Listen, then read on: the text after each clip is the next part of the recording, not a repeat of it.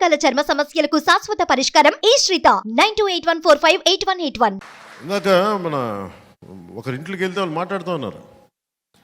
BJP నాయకులు బాగా సత్యనారాయణ గారి ఇంటికి వెళ్తే ఇందాక ఆయన మాట్లాడింది, అప్పులు తెచ్చి మగాడం అంటాం ఏంటి?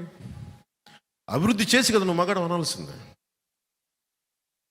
అంటే ఆయన ఏంటి, నేను బట్టలు నొక్కాను ఒకటి ఏం నువ్వు అప్పులు తెచ్చి బట్టలు నొక్కుతున్నావు, అభివృద్ధి చేసే బట్టలు నొక్కు, అప్పుడు కదా నీ సలాం అంటావు, నీకు అప్పుడు కదా శభాష్ అంటావు నీకు.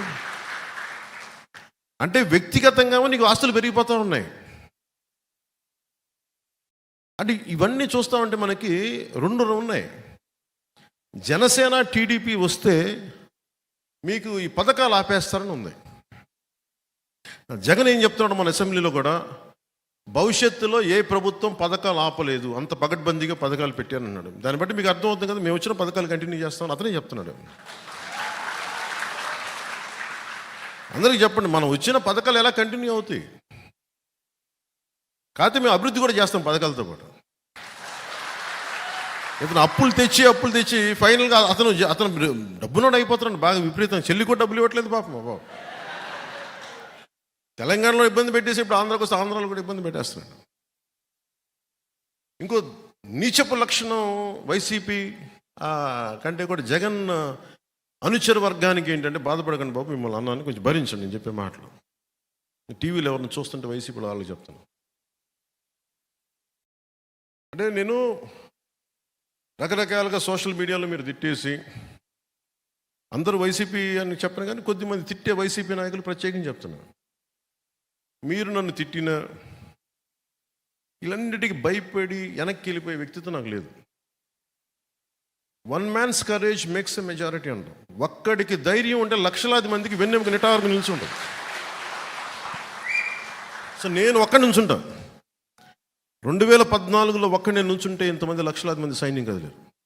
ఒక్కడు నుంచొని పార్టీ ఓడిపోయినా నిలబడితేనే పాపం కష్టాల్లో ఉన్న తెలుగుదేశం పార్టీకి ఓడిపోయిన మనం చెయ్యి అందించి పైకి లాగి.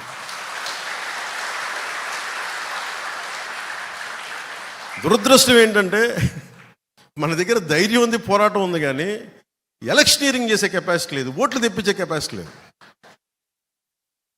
ఏం ఉందని చెప్తాను, సరే చూద్దాం ఎన్నికలకి కాదు.